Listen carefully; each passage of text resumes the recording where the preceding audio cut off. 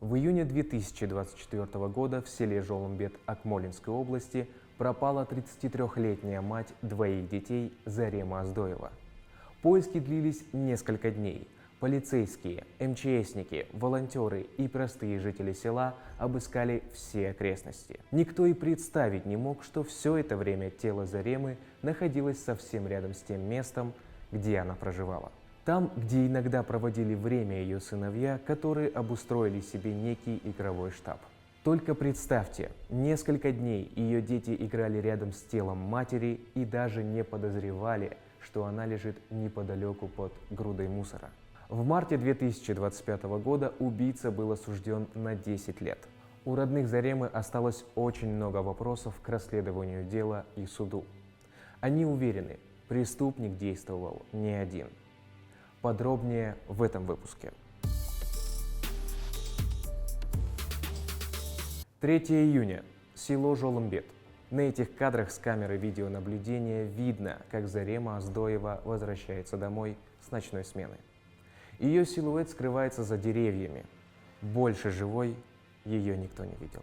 Прежде чем я продолжу объяснять вам все детали, немного расскажу о самой Зареме. Работала она на местном руднике, хорошо зарабатывала. Занималась воспитанием не только своих сыновей, но также часто приглядывала за детьми лучшей подруги.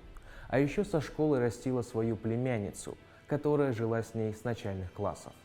В то утро Зарема попросила свою подругу прийти к ней и приготовить обед, так как сама она устала и хотела поспать. Девушки общались в WhatsApp до момента, пока Зарема не начала открывать входную дверь в квартиру. Однако в нее она так и не зашла. Ну да, природа возле нашего дома. Что-то ежик так и не ответил, странно. Может, появится сам. После того, как Зарема перестала отвечать, лучшая подруга писала и ей, и ее племяннице. Пыталась узнать, пришла ли она домой. Зарема не отвечала, а вот ее племянница сообщила. С работы Зарема все еще не вернулась. Подруга забила тревогу. В соцсетях появился пост о пропаже Заремы. О том, что ее надо искать, сразу сообщили и ее родственникам. Одной из первых поиски начала проводить сестра Заремы, Лидия Аздоева, которая созвонилась с подругой и начала выяснять подробности. Почему она решила, что она пропала? Ну, может быть, она задержалась, потому что бывало учения проходили на работе. Она говорит, нет, она была уже в подъезде. И еще она мне сказала такую фразу, что за Заремой какой-то парень ухаживал, и, в общем, она не хотела с ним дружить. И вот они накануне, перед ночной сменой 2 июня, подрались. И что он мог с ней что-то сделать. Что они уже в 8 утра к нему поехали, а у него было поведение странное, и, говорит, он соскочил и уехал в город резко. Я, говорит, переживаю, что он с ней что-то сделал, ну и как бы мог где-то прям Ну и вот она вот эту панику создала. Я начала тоже думать, переживать на работе, коллеги, и все давай вот эти вот номера, которые есть, волонтеров, поисковых, я давай сразу искать. Потому что для меня это была лучшая подруга, наверняка знает все.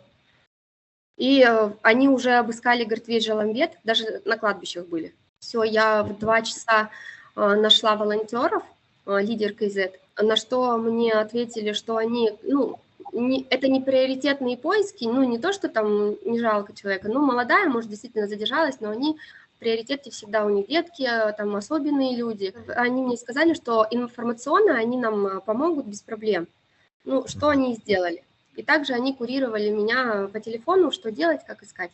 По дороге ехала, когда я звонила МЧС, потом от кинологов сразу, зама Кима Шартандинского района. 3 июня, в этот же день сразу, пока вот доехала, это уже было после 3.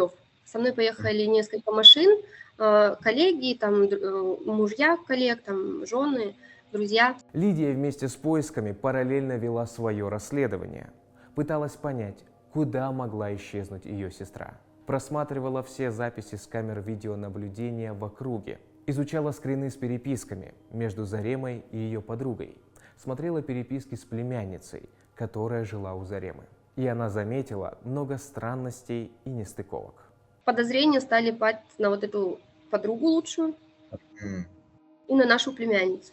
Мы, конечно, до конца подумали, что это ну, невозможно, но это такой абсурд. Это лучшая подруга со 2 класса, позже дом.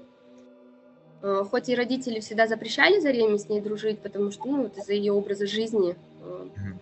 Но Зарема всегда говорила, что если я там не буду ей помогать, она пропадет совсем. И в итоге вот веток ее забрала себе, и, естественно, они дружили. Также вот эта вот лучшая подруга 2 июня, когда Зарема ушла на работу, забрала своих детей от Заремы. Хотя 3 Мгм. месяца они вообще от Заремы никуда не... Ну, для меня это тоже стало странно, Мгм.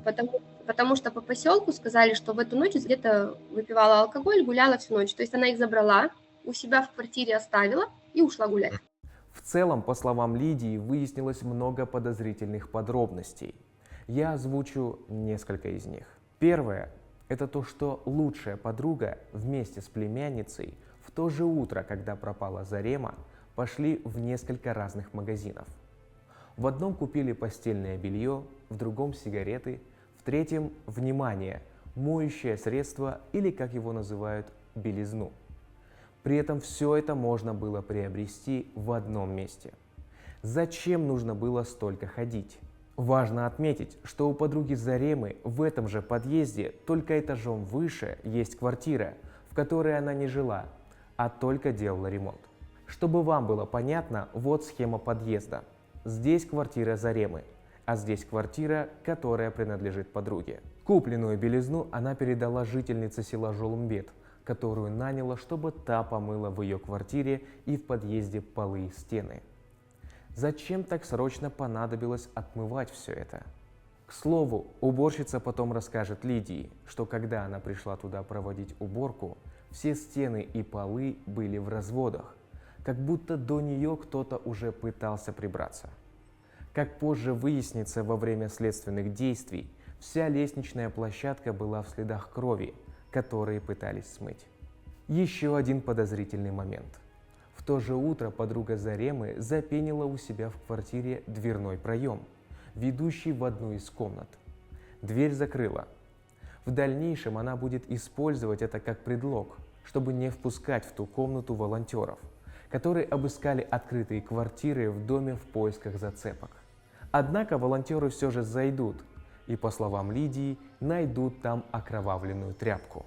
В этой же квартире, принадлежащей подруге, под дверью будет найден окровавленный нож. Оба предмета приобщат к делу, но экспертизу, со слов Лидии, не проведут. Поэтому чья это кровь и почему нож и тряпка оказались в квартире подруги, осталось загадкой. Выяснилось также, что дети Заремы нашли ее очки в опустевшей, но открытой квартире напротив, когда играли там после пропажи мамы. Они передали их подруге Заремы, но та, вместо того, чтобы сообщить о находке полиции, зачем-то спрятала их в гараже. 4 июня к поискам присоединились волонтеры из Астаны. Мы собрали людей данного поселка, благо люди очень отзывчивые, и уже с места вот этого дома, где она проживала, начали прочес во все территории, во все направления. Также ребята на мопедах тоже начали дачи все прочесывать. Мы просили сотрудников данной области, данного района, чтобы нас сопроводили в этот дом. То есть это двухэтажный дом, Зарема жила на 1-м этаже. Напротив была эта квартира, в которой шел ремонт. Также на 2-м этаже были квартиры. Доступа не было только в одну. Дверь была закрыта на ключ. Как бы доступ был в эти квартиры, но мы не имеем права входить в чужую собственность, потому что это не заброшенное здание, там шел ремонт, и временно двери у них закрывались, открывались, какая-то ватрушка стояла, и временный доступ там был. То есть хозяева не закрывали. Как выяснилось потом, что на 2-м этаже жила как раз-таки на тот момент подозреваемая. У нас нет таких полномочий, мы не смогли пройти туда, мы просили сотрудников, чтобы нас сопроводили как госорган, как гослицо, а мы уже сами сделаем прочес. Нам сказали, это нецелесообразно, мы там искали 7 раз. Там ее нет, мы туда заходили. Это были слова лично сотрудников, я с ними разговаривала, они нам отказали. Я говорю, мы не просим вас искать, вы просто стойте рядом, мы будем искать сами, мы для этого сюда и приехали. Он начал грубо говорить, вы что тратите мое время? Я говорю, если вы не дорожите своим временем, значит и вы нашим временем не дорожите. Мы тоже бросаем семьи, детей, мы приехали сюда, чтобы помочь. Мы с вами, у нас одна цель – найти человека. Вечерние и ночные поиски 4 июня результатов не дали. Искать Зариму продолжили 5 числа. К этому моменту ситуация уже накалялась, так как у всех, особенно у опытных волонтеров, были вопросы к координации поисков. Вчера, когда я к вам подходила и говорила, наши дальнейшие действия, почему кинологов нет, того нет, почему вы вчера не шли нам навстречу? Я вчера шел, я подошел. Как вы шли? Я Вы подошел. просто подошли. Я руководству доложил, я тому Извините, доложил, пожалуйста, этому извините, доложил. пожалуйста, я людей распределю сейчас, мне надо. Распределяйте, делайте свою работу. Третьи сутки пошли, только собак привезли. Первые сутки нам сказали, что нам привезут и выдадут помощь МЧС, кинологов только через 3 дня после пропажи. Первые сутки нам не дали кинологов, третьи сутки пошли. Вот сейчас, когда мы приехали со Астаны с волонтерами «Лидер КЗ», приехали кинологи, МЧС.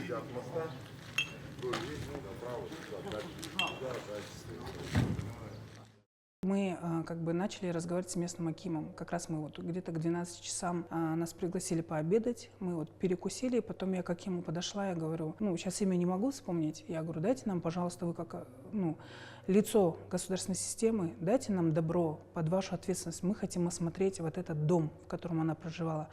У нас нет полномочий, нарушать закон мы не имеем права. Мы такие же люди, но мы волонтеры, и у нас нет полномочий.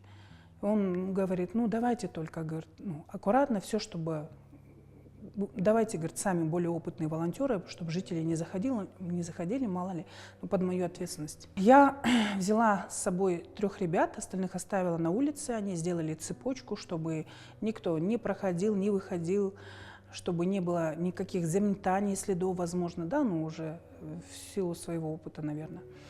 Мы начали со 2-го этажа, работали исключительно в перчатках. Вот подходила подруга Заремы, которая якобы переживает, бегает, ищет. Вот. Но она с нами не искала, она просто прибежит, убежит, прибежит, убежит. Как бы такие моменты были. У нее бегали глаза. Она как будто прибегала просто для себя удостовериться, какие у нас сейчас идут поиски, есть ли у нас зацепки, на какой стадии мы вообще, что у нас, какие новости. Просто на время от времени раз прибежит, что там, какие новости есть, что там это. Но, естественно, уже мы так поверхностно говорим, нет, новостей нет.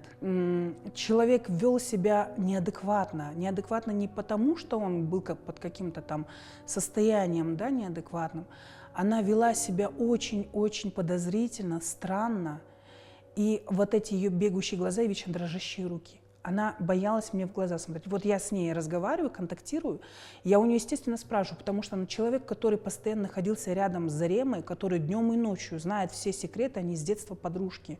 Их дети растут вместе. Я у нее спрашиваю, задаю вопросы, как волонтер, Она на меня даже не смотрит. Она вот так вот вниз глаза опускает и начинает очень сильно нервничать. И потом, когда мы уже спустились вниз, уже приехали сотрудники с области, из Кокчетава. Мы уже со 2-го этажа спустились на 1-й этаж. То есть это квартира напротив, где жила Зарема. Я почему-то на тот момент ребятам сказала, вы ждите за периметром дверей, я буду осмотр делать сама. Я начала осматривать, и в этой груди песка сперва нашла фотографии детей Заремы. Я нашла этот ключ для открывания сим-карты в телефоне и нашла 2 маленькие фотографии, как на документы. И это были фотографии детей Заремы. Я эти фотографии взяла, и начала передавать уже сотрудникам, областникам. Я говорю, смотрите, ни одна мама нормально никогда не выбросит фотографии своих детей. То есть это говорит о том, что эти вещи находились в чехле телефона. И в случае борьбы или еще по каким-то моментам они могли оттуда выпасть. Потом он взял, я еще начала с ним спорить, почему вы без перчаток работаете, почему вы берете это голыми руками. То есть я, волонтер, работаю в перчатках, вы работаете без перчаток. У них были свои какие-то ответы непонятные. Я 9 лет работаю с сотрудниками, я такого, конечно, первый раз видела. После волонтер начала осматривать комнату, заваленную мусором. Скорее всего, по планировке в этом небольшом помещении должен быть санузел. Это видео было снято перед тем, как начался осмотр этой комнаты. Именно здесь и будет найдено тело Заремы. В момент съемки оно находилось под мешками с мусором. Но об этом пока еще никто не знает. Я включила фонарик, приоткрыла дверь, попросила ребят поддержать дверь и начала осматривать внутри. И мешок за мешком открывала, смотрела, там были вещи, какая-то розовая куртка, синие штаны, потом второй мешок, потом третий мешок. Я каждый мешок сама лично осматривала, но у меня на тот момент был страх, думаю, главное не открытие, чтобы там не было расчлененное тело. Ну, у меня вот такой страх был, потому что я бы не хотела это видеть, несмотря на опыт в волонтерстве, да, и много что видели, но это ужас. Но то, что потом я увидела, конечно, ужас не меньше. И вот, когда эти мешки я осмотрела, в сторону брала, и вот начала, вот, когда с угла уже 5-й мешок отодвигать, и там вот так, короче, 2 черных кроссовка, белые носки. Я думала, может быть, это просто кроссовки заброшенные. И потом смотрю, за кроссовком лежит разбитый телефон, и возле него чехол, такой ярко-фиолетовый, розовый. Я положила мешок и волонтерам своим говорю, спросите у сестры, какого цвета чехол. То есть я тогда еще не хотела верить, что это тело. Они пошли пока расспрашивать, оно, говорит, ярко, ну, типа розовый, фиолетовый, и я уже понимаю, что-то, короче, тут не то. Я открываю опять и смотрю уже продолжение ног, ну, лодыжки, все. И у меня сердце прям заколотило, руки затряслись. Но я не могу сразу сказать, да, там родственникам, что стоп, поиски найдено, погибло. Мне надо сперва самой удостовериться. Я положила этот мешок и решила открыть, где лицо. То есть там тоже была груда мусора. Я вот этот мешок отодвигаю, и вот ее волосы, которые лежали клочками обороны, и смотрящее на меня лицо с порванным ртом, то есть уголки рта были порваны, и лицо было настолько опухшее, и очень, ну, в ужасном состоянии, например, это человек, которого мы ищем, да, мы же образно представляем, когда мы ищем, вот, и то, что мы нашли, это как будто разные люди, просто понятно, что это она, и вот это вот как будто улыбающееся лицо, ну, то есть они сделали так, они порвали ей уголки рта, и вот это опухшее, отекшее лицо, и у меня затряслись руки, ноги, мне стало настолько жутко, я эту картину увидела, и вот эти клочки волос, которые лежали. Я положила обратно этот мешок и вышла, и у меня ступор. Прям у меня была растерянность какая-то, потому что все равно любой волонтер, он надеется найти живым. И когда понимаешь, что молодая, красивая девушка в самом расцвете силы и так жестоко расправились, я вот выхожу во двор, и в этот момент ко мне подходит ее сын. Сын младший подходит и говорит, а вы нашли мою маму? Ну, то есть он понимал, что мы приехали помочь. И в тот момент я понимала, что дети играли возле тела мамы, когда мама лежала под грудой мусора. И ребенок надеялся, что мы найдем, но... И вот этот момент, когда он у меня спросил, для меня это, наверное, я часто об этом вспоминаю, потому что мой сын тоже ровесник. Я сразу сказала брату двоюродному, мы вызвали сестру, я попросила убрать детей, чтобы забрали куда-нибудь подальше. И мы сразу сделали оцепление, ну, ребята, чтобы никакие зеваки там, как у нас есть, такие моменты, когда начинают снимать, там, заходить, это не тот случай. Мы всегда в этот момент до конца проводим свое дело, доводим. Я ребятам сказала сделать оцепление, естественно, они всегда останутся спиной к месту происшествия, лицом к людям, чтобы могли контролировать весь процесс. Почему вы не пошли сам? Аким ходит по всему поселку, бесстыжий, бессовестный, поняли вы? Когда что такое? Для себя снимал? Когда ищешь, тогда снимай. Нашли человека, зачем ты снимаешь на фото? Они сегодня на камеры говорят, мы все. Зачем вы куда-то выкладываете? Бессовестные. Ты же тоже человек, люди здесь плачут. А ну что это такое? А ну что это такое? По словам Лидии, на Зареме не было живого места. Было ясно, ее убивали с особой жестокостью, так как экспертиза показала, что все травмы были нанесены до того, как она умерла. Ее шейка, ну вот с двух сторон как будто, ну, кололи, тыкали, ну, ножом, может, там чем-то. А у нее все ребра сломанные с двух сторон. У нее под ключицей огромная гематома. У нее гематома головы больше, чем ее голова по размерам. У нее очень синее лицо. Это я читала экспертизу, я ее не видела, фотографии не смотрела. Ну, вот. Но читая экспертизу, мне жутко просто представлять, что там вообще, потому что родные, кто видел, сестра, вот старшая, младшая, говорят, что там не узнать, что это она. Адвокат говорил, что даже бы не понял, что женщина, не женщина тоже. У нее волосы вырваны клоками путем волочения по экспертизе. То есть за волосы типа волокли ее, получается? Да. Ее волокли, получается, за волосы. Ну, у нее, ну, на ней живого места нету. Но кто так жестоко расправился с Заремой? А главное, за что? Это предстояло выяснить полицейским. Спустя время был задержан главный подозреваемый. Им, как пояснили родные Заремы, оказался любовник ее лучшей подруги.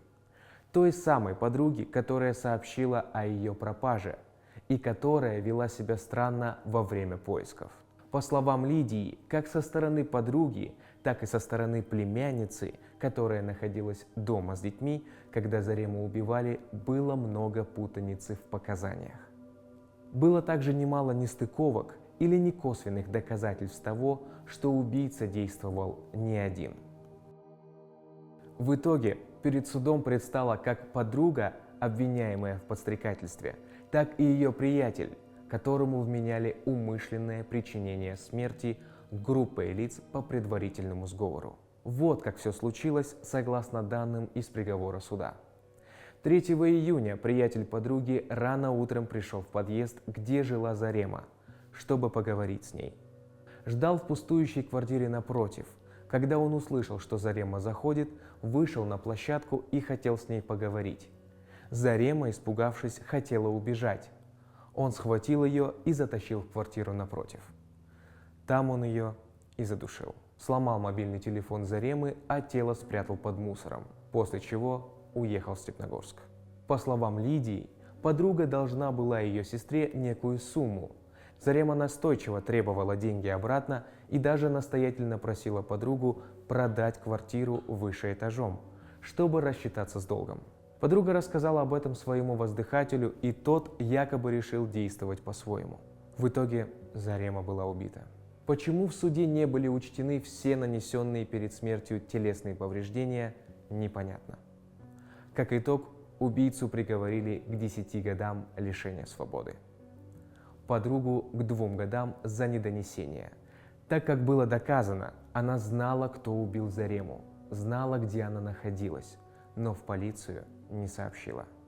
И это раскрылось лишь в суде, когда она очень эмоционально выступала с последним словом. Она начинает, подруга, эмоционировать и в своих словах, в последнем слове, да что такое может быть, заговаривается и говорит, как может быть такое, если я своими ушами слышала, что он убил ее. А я слышала своими ушами, что он ее убил. Что я должна делать? Телефон дайте. И тишина такая.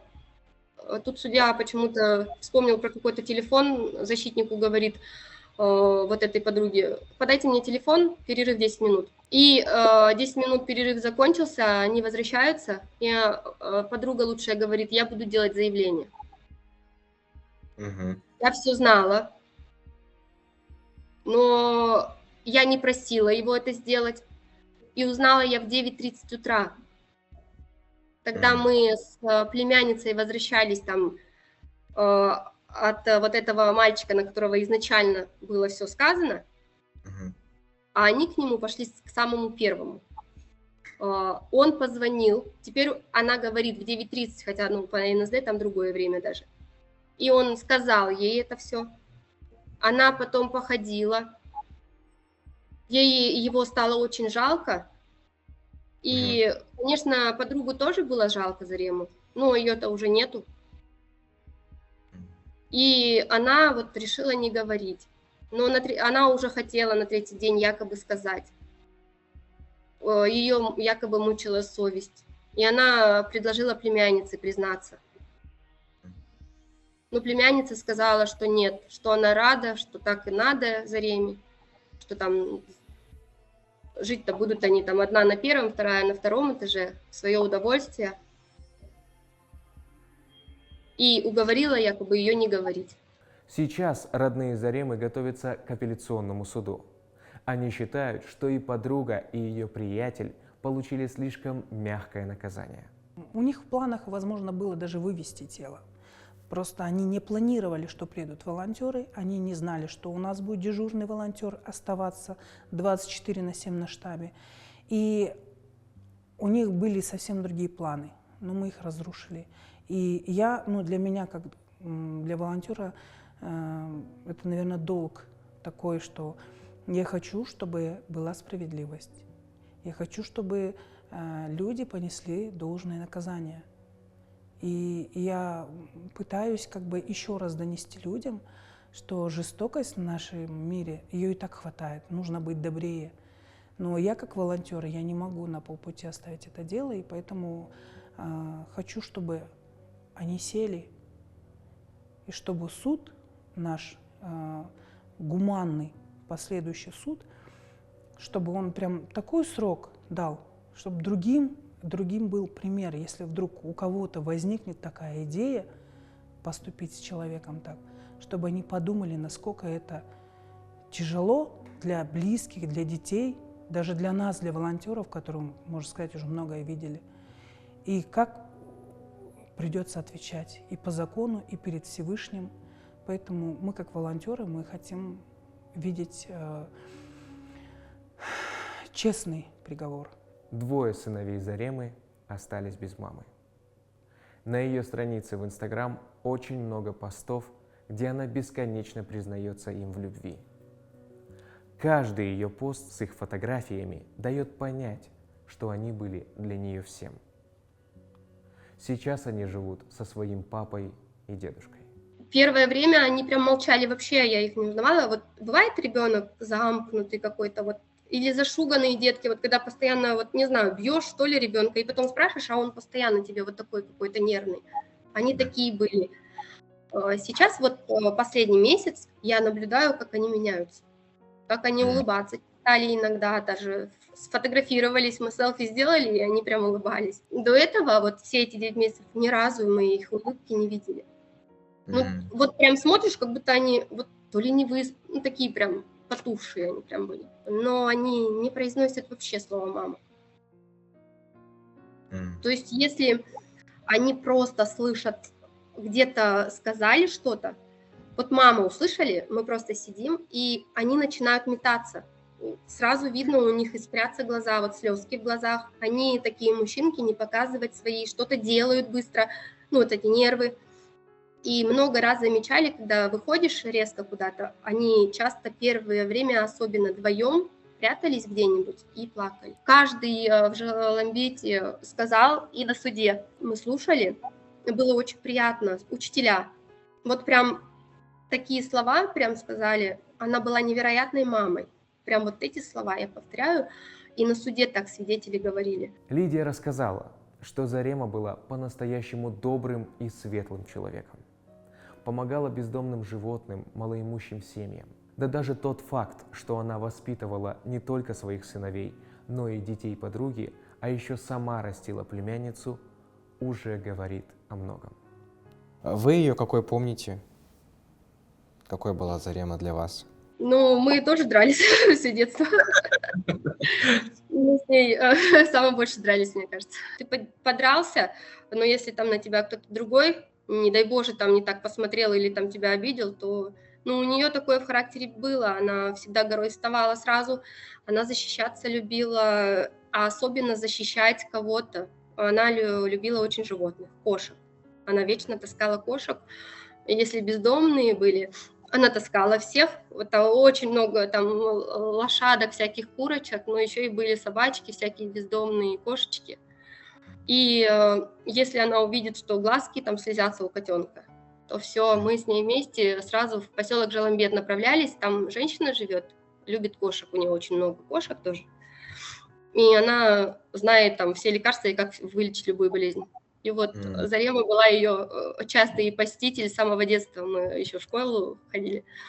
И она даже уколы ставила сама кошка. Она кормила семьи, которые вот малоимущие, она прям целые зарплаты отдавала. И вот когда искали, несколько семей писали в посту об этом, что она просто так безвозмездно давала им целые зарплаты, то есть кормила. Когда она пошла учиться в колледж, здесь в Астану уехала, она приехала через пару месяцев с малышом. 6 месяцев ему было. Приехала, и, оказывается, она встретила его маму, этого малыша. Она была не гражданин Казахстана и хотела этого малыша бросить там возле вокзала где-то. Ну и наша девушка забрала, сказав той, дала денег той, и сказав, что найди себе работу, возьмись там за голову и приедешь за ребенком в Джоломбет. И этого малыша мы там с ней нарядили, походили по магазинам. Но родители нас, конечно, сразу как бы приостановили, сказав, что надо идти в полицию. Это сколько вам было? Нам по 16 лет было.